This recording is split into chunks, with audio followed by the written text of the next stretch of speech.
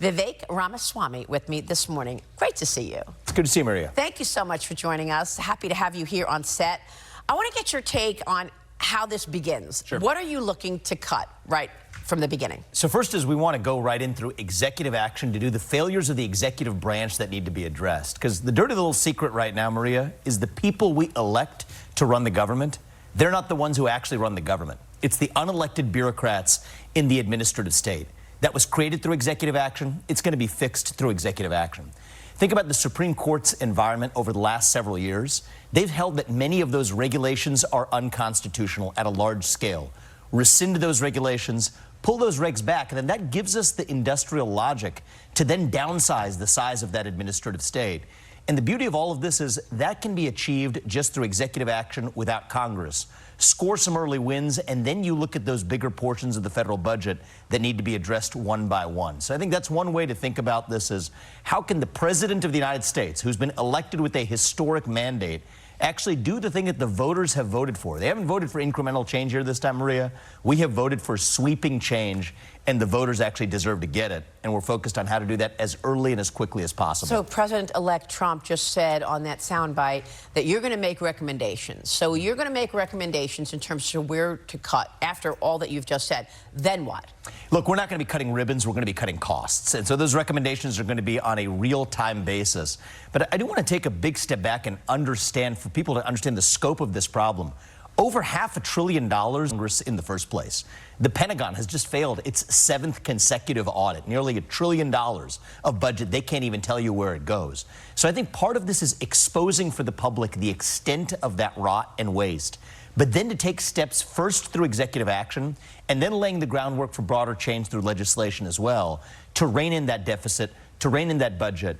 And more crucially, Maria, I know we're talking about this in terms of efficiency, but there's something deeper going on here. This is about restoring self-governance and accountability in America as well. Elected leaders, if they make the wrong decisions, voters have a great choice. You can vote them out and remove them.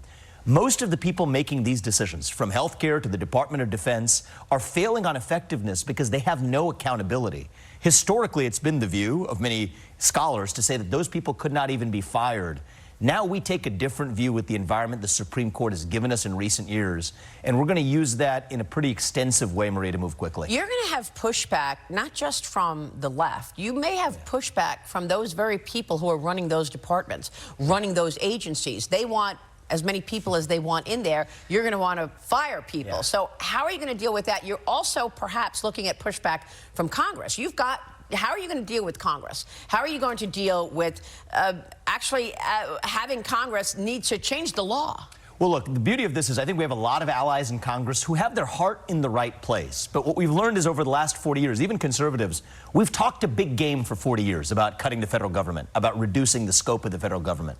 Politicians haven't been able to do it. And so Elon and I, we're not politicians. We're businessmen. We're coming at it from the outside. Sometimes if you go inside, you become native to the system.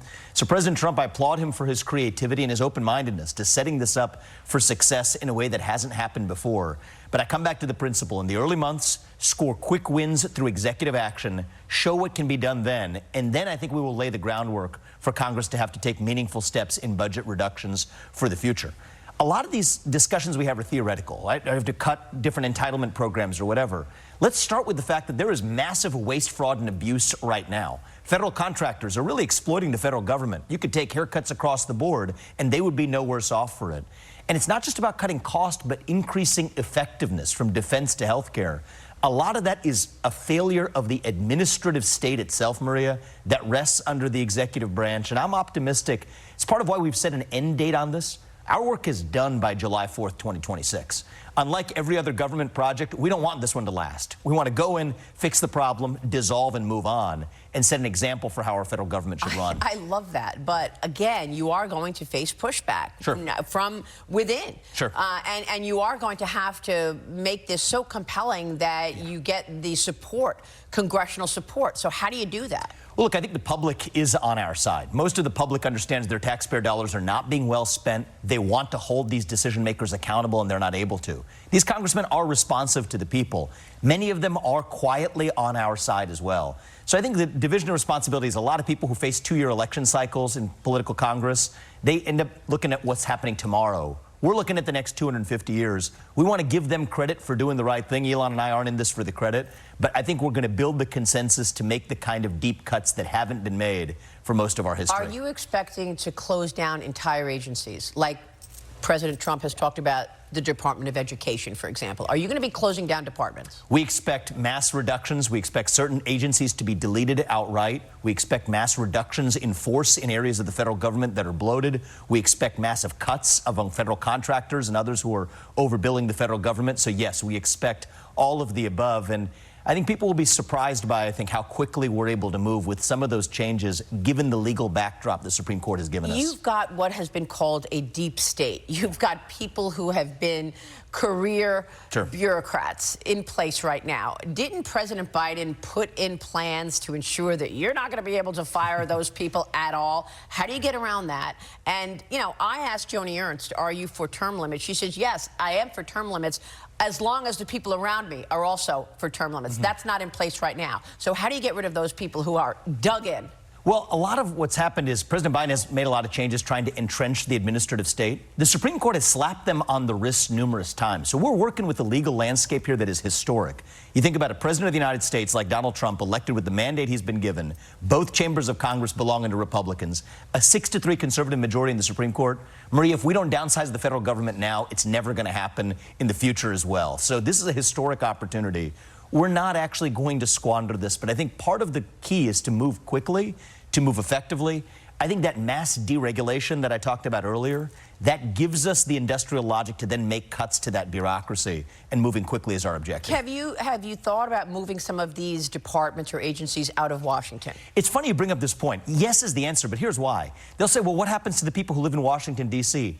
Here's the dirty little secret in the federal bureaucracy today. Most people don't even show up to work. So if you require most of those federal bureaucrats to just say, like normal working Americans, you come to work 5 days a week, a lot of them won't want to do that. And by the way, that creates a logic for many of those agencies being outside of D.C. in the first place. So these are, again, examples. It's a great point you just brought up. So would you sweeping move, changes we're able to make quickly. You could move the energy department to Texas or to Pennsylvania. You could move agriculture somewhere else. Is that what you're thinking? Well, look, I think that, yes, absolutely. But I think even bigger picture than that, many of these agencies should be downsized wherever they are. And for whatever does remain, move many of them out to be where they're more accountable to the people. And by the way, if you have move many of them out to be where they're more accountable to the people. And by the way, if you have many voluntary reductions in force of the workforce in the federal government along the way, great. That's a good side effect of those policies as well. And so our goal is not to be cruel, by the way, to the individual federal employees. Most of them, I do want to say this, we handle this transition.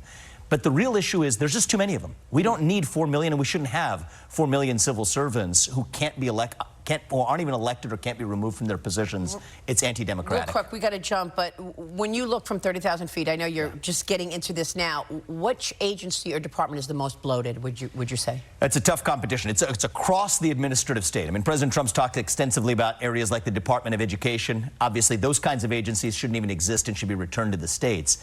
But it's a culture, Maria, that's pervaded the entire federal government of hiring people who have no accountability to everyday Americans. And I think that's what's going to change when you take this new effort to everyday Americans.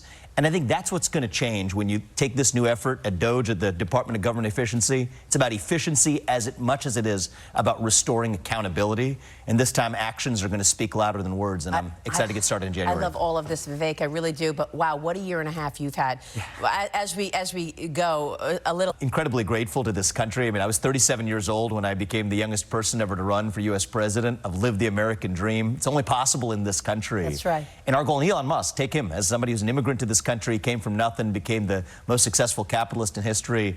We want to work together to pass that American dream on to our kids. That's what motivates us. They're to pass that American dream on to our kids. That's what motivates us. And I think we're going to do it. This great nation is lucky to have you. Thank you very much, Vivek. Thank you. Vivek. And I think we're going to do it. This great nation is lucky to have you. Thank you very much, Vivek. Thank you. Vivek Ramaswamy. Stay with us. We'll be right back.